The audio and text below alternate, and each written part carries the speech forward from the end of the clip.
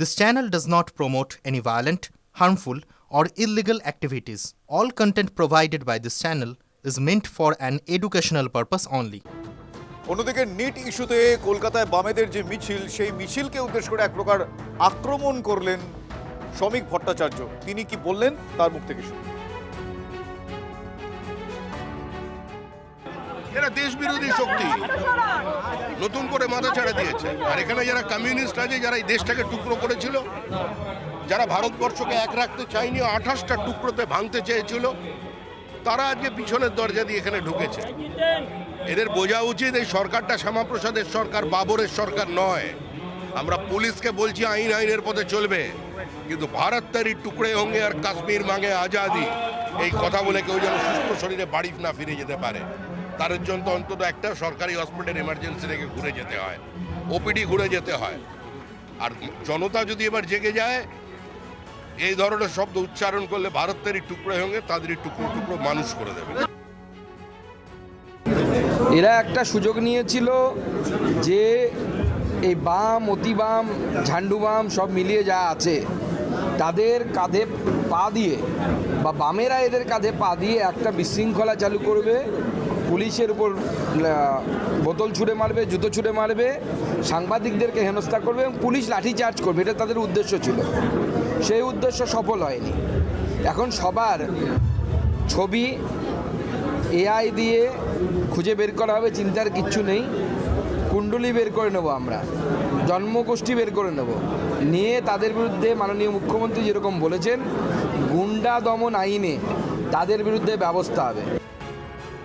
শ্রমিকবাবু কমিউনিস্টদের দেশ বিরোধী বলবেন না তো কি দেশপ্রেমিক বলবেন নাকি? শ্রমিকবাবু আরএসএস, নতুন করে কথা নাকি? গোটা স্বাধীনতা সংগ্রামে যাদের কোনো ভূমিকা নেই, কমিউনিস্টরা মানুষের সঙ্গে থাকে, গরিব মানুষ, তার ভবিষ্যৎ নিয়ে ভাবনা ভাবে।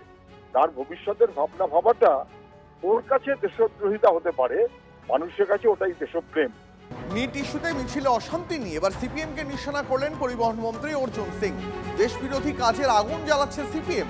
মাঠে নামুক, আমরাও দেখে নেব, যে ভাষায় বুঝবে সেই ভাষায় বোঝাবো, হুঙ্কার পরিবহন মন্ত্রী।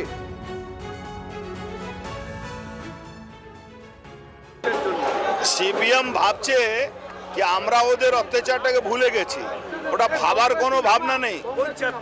সিপিএম ভাবছে ও কিছু অতি বামপন্থী, দেখেছেন তো অমিত শাহজি বলেছিলেন মাওবাদীদেরকে 31 মার্চের মধ্যে পুরো সর্বনাশ করা হবে, করে দেওয়া হয়েছে।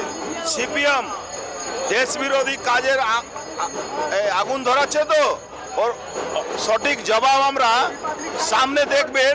একটু মাঠে নামুক, এবার আমরা ওদেরকে বুঝিয়ে দেবো। যে ভাষায় ওরা বুঝবে সেই ভাষা বুঝাবো।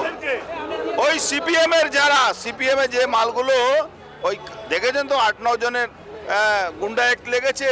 এবার যারা আরো উস্কানি দিচ্ছে তাদেরকে কি অ্যাক্ট লাগাবো আমরা, সেটা সামনে। আন্দোলনে নাচ হচ্ছে, গান হচ্ছে। আরে আন্দোলন করছে কারা? গুন্ডারা। আন্দোলন করছে কারা? রাজাবাজারের সব থেকে বড় তোলাবাজ সেই আন্দোলন করছে, সে সিপিএম এর বড় নেতা।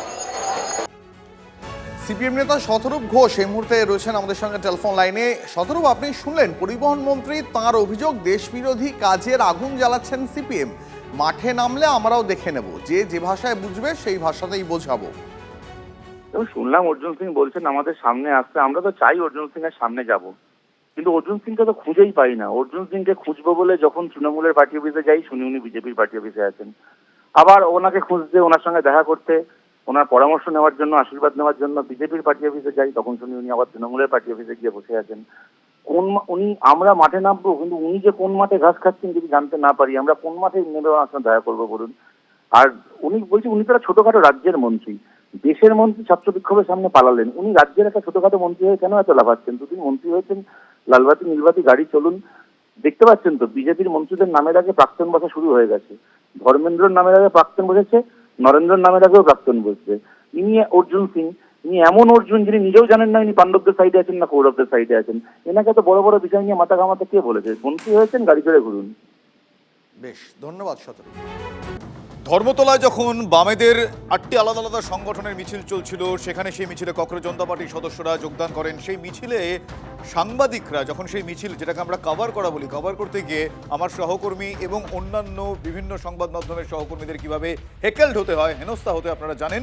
সেই ঘটনা যারা ঘটিয়েছিল তারা ওই মিছিলের বা ওই সমর্থন যারা করেছিলেন ওই মিছিলকে, তারা কেউ নয়, বাইরে থেকে কেউ বা কারা ঢুকে এই ঘটনা ঘটিয়েছিল বলে জানতে পারা যাচ্ছে। এরকম 14 জনকে ইতিমধ্যেই গ্রেফতার করা হয়েছে, তাদের আদালতে তোলা হয়েছে। মুখ্যমন্ত্রীর নির্দেশে গুন্ডা দমন আইন প্রয়োগ করছে পুলিশ। ধৃতরা কেউই ছাত্র নয়, পুলিশের দাবি অভিযুক্তদের কেউই মিছিলের অংশ নয়। ধৃতরা কেউ ছাত্র নয়, কেউ বাম ছাত্র সংগঠন বা সিজেপিরও সদস্য নয়। গোলমাল পাকাতে ভিড়ে মিশে তারা হামলা চালায়। ধৃতদের সঙ্গে দলের কোনো রকম যোগ নেই বলে ককরোচ জনতা পার্টিও দাবি করেছে।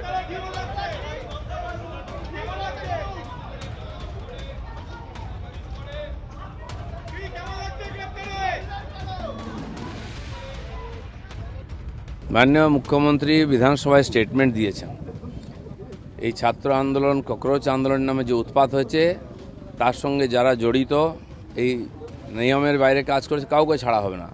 উনি বলেছিলেন 16 জনের লিস্ট আছে, কে কোথায় নামও বলেছেন, অ্যারেস্ট হচ্ছে এবং গুন্ডা দমন যে নতুন আইন হয়েছে সেই আইনে এদের বিচার হবে এবং কাউকে ছাড়া হবে না। যে যা ইচ্ছা করবে পশ্চিমবাংলায়, এটা আগে যেগুলো হয়েছে তারও বিচার হবে।